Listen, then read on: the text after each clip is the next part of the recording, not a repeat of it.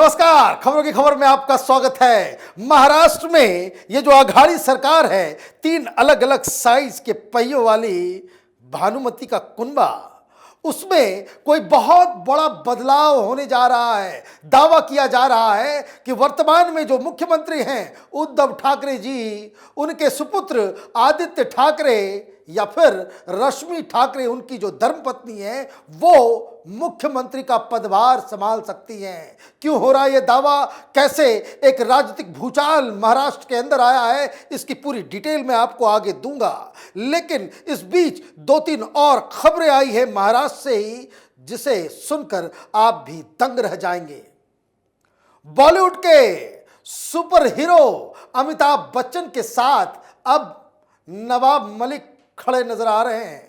NCP party अब जया बच्चन के बचाव में उतर आई है और यह कह रही है कि दबाव बनाया जा रहा है बच्चन परिवार के ऊपर। यूपी के चुनाव को देखते हुए नवाब मलिक ने एक ऐसा बयान दिया है कि जिसे सुनकर आपको भी हंसी आएगी। लेकिन एक और खबर जो महाराष्ट्र की राजनीति से ही जुड़ी हुई है, वो परमवीर सिंह, ये जो वसूली कांड को लेकर के इतना बवाल मच रहा है, उस पे मोदी सरकार ने संसद में ये ऐलान किया है कि बहुत जल्द ही कार्रवाई शुरू होगी मुंबई के पूर्व पुलिस कमिश्नर परमवीर सिंह के ऊपर। अब इन तीनों खबरों के बारे में डिटेल समझना और जानना जरूरी है, लेकिन विस्फोटक खबर तो चीफ मिनिस्टर की कुर्सी को लेकर के है कि क्या आदित्य ठाकरे बहुत जल्द मुख्यमंत्री की कुर्सी पे बैठने वाले हैं।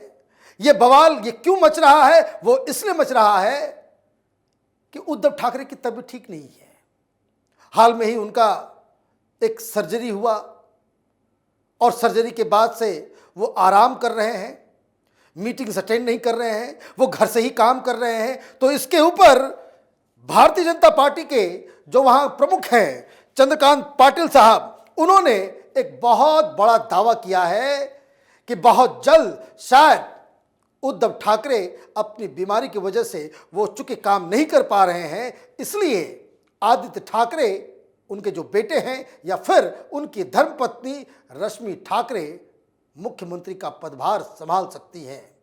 और ये बवाल इसलिए भी मच रहा है कि वो दावा कर रहे हैं कि सीएम की गैर मौजूदगी में सभा का वहां पे सेशन शुरू होने वाला है असेंबली में, और सीएम वहां पे मौजूद नहीं होंगे। तो विपक्ष की तरफ से यह कहा जा रहा है कि बिना सीएम के सदन को कैसे चलाया जा सकता है। उसके लिए तो जरूरी है कि चीफ मिनिस्टर वहां पे हो। अगर उनकी तबीयत खराब है तो कोई अल्टरनेटिव व्यवस्था तो होनी चाहिए। अब सवाल यह भी है कि शिवसेना तो चीफ मिनिस्टर की कुर्सी को छोड़ना चाहती नहीं। उद्धव ठाकरे यह काम तो कभी करेंगे ही नहीं कि एनसीपी के किसी को यह पदभार दे दिया जाए या फिर कांग्रेस का कोई शख्स बन जाए, आपस में ही लड़ाई हो जाएगी, टूट हो जाएगी। अब इन सारी परिस्थितियों को देखते हुए शिवसेना की तरफ से यह बताया गया कि नहीं, अभी तो वो काम कर रहे हैं, वीडियो कॉन्फ्रेंसिंग के जरिए वो सारा काम निपटा रहे हैं। दरअसल उनका एक ऑपरेशन हुआ था और जो डिटेल्स उसके हैं कि गर्दन में उनको दर्द था, जिसको लेकर के सर्वाइकल स्पाइन में सर्जरी की गई थी। 10 नवंबर को उनको भर्ती कराया गया था और 12 नवंबर को वो सर्जरी हुई थी, और उसके बाद से डॉक्टर ने उन्हें आराम करने के लिए कहा। जब तक वो ठीक हो जाए, हमारी पूरी कामना है, ईश्वर से प्रार्थना है कि वो जल्दी ठीक हो। किसी भी सूबे में अगर मुख्यमंत्री बीमार हो, वो सूबे के लिए उचित नहीं है। अभी बहुत सारे चैलेंजेस हैं, कोरोना का एक नया फेज शुरू होने वाला है, इस तरह की खबरें आ रही हैं। और कमांडर इन चीफ भी अगर उसमें बीमार रहेगा तो उस राज्य के लिए बहुत ही चिंताजनक स्थिति है। और वैसे भी पूरे देश को उनके स्वास्थ्य के लिए प्रार्थना करनी चाहिए। लेकिन राजनीति जो उसके ऊपर हो रही है, वो अपने आप में बता रहा है कि किस तरीके से इस अघाड़ी सरकार के अंदर ही अविश्वास का रिश्ता है। कोई ये नहीं कह रहा, ये बात तो भारतीय जनता पार्टी के अध्यक्ष ने खुलासा किया कि शायद इस तरह की प्लानिंग चल रही है। एनसीपी की तरफ से, कांग्रेस पार्टी की तरफ से इस तरह का कोई बयान नहीं आया है, जबकि ये डिमांड उनके ही तरफ से होनी चाहिए थी। अब एक दो दिन के अंदर में मालूम चल जाएगा कि इस खबर में कितना दम है और क्या आदित्य ठाकरे को, हालांकि आदित्य ठाकरे को मुख्यमंत्री बनाने का काम ये तो उद्धव ठाकरे शुरू से चाह रहे थे। जिन लोगों को याद होगा कि जब ये गठबंधन से टूटकर इन्होंने फैसला किया था कि मुख्यमंत्री शिवसेना का होगा, इसके लिए वो भारतीय जनता पार्टी को छोड़कर एनसीपी और कांग्रेस के साथ जब इन्होंने हाथ मिलाया था, तो जैसे ये खबर आई थी तो शिवसेना के चारों तरफ जो पोस्टर्स लगे थे, उस पोस्टर में आदित्य ठाकरे को ही चीफ मिनिस्टर के रूप में दिखाया गया था। और जो शुरू में जो निगोशिएशंस चल रहे थे उसमें भी आदित्य ठाकरे को ही मुख्यमंत्री बनाने की बातचीत चल रही थी, जिस पे शरद पवार और उस समय जो अब नहीं रहे अहमद पटेल ने वीटो लगा दिया था कि नहीं, अगर कोई इस तरह का गठबंधन बनना है तो इसके लिए ये पूरी जिम्मेदारी उद्धव ठाकरे को अपने कंधों पे लेनी होगी। आदित्य ठाकरे के नाम पे बात नहीं बनी थी, लेकिन अब इतने दिनों तक सरकार चलने के बाद जब इस तरह की स्थिति पैदा हुई है कि जहां उद्धव ठाकरे की तबीयत ठीक नहीं है, तो क्या उद्धव ठाकरे ये फैसला लेंगे कि उनकी जगह उनके बेटे या उनकी पत्नी को मुख्यमंत्री बना दिया जाए। इस खबर पे इसका जो पटाक्षेप है, इसका जो कंक्लूजन है, वो बहुत जल्द ही दुनिया के सामने आएगा। लेकिन इस बीच एनसीपी की तरफ से जो बयानबाजी की जा रही है कि जया बच्चन जिस तरह से आग बबूला है कि ऐश्वर्या राय को ईडी ने क्यों बुला लिया। अरे भाई, बुलाया इसलिए गया है क्योंकि कागजात मिले हैं, पनामा पेपर्स में उन लोगों के नाम आ गए हैं जिन्होंने ब्लैक मनी को वाइट करने के लिए टैक्स हेवंस में जाकर के इन लोगों ने फर्जी कंपनियां खोली।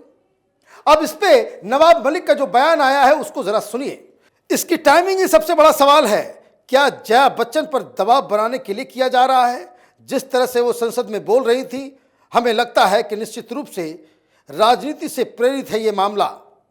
उत्तर प्रदेश के चुनाव बेहद पास हैं, इसको लेकर जया बच्चन पर दबाव बनाने के लिए किया जा रहा है, ये सवाल स्वाभाविक है और इससे इनकार नहीं किया जा सकता।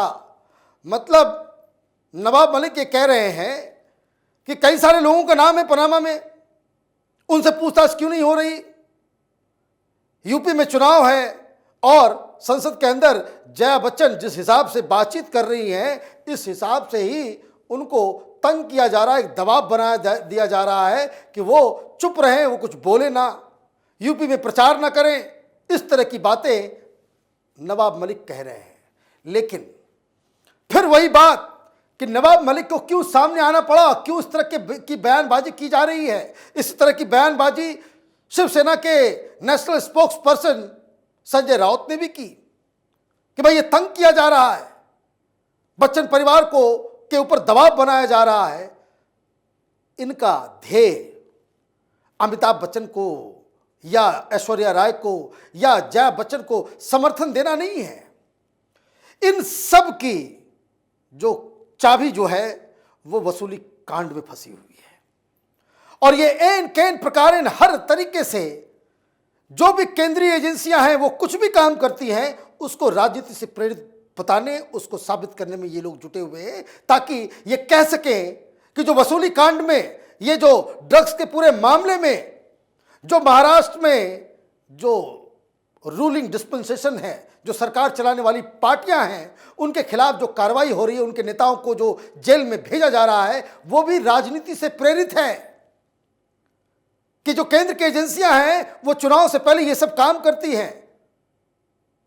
तो नवाब मलिक और एनसीपी या कांग्रेस पार्टी या शिवसेना को एक प्राइवेट मेंबर बिल जो है को पार्लियामेंट में पेश कर देना चाहिए कि चुनाव के 3 महीने पहले सारी सेंट्रल एजेंसियां सो जाए।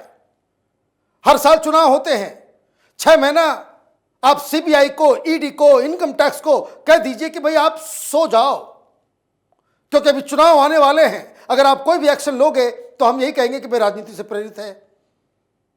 भाई पनामा में नाम आया है या नहीं आया, बात सिंपल से इतनी है।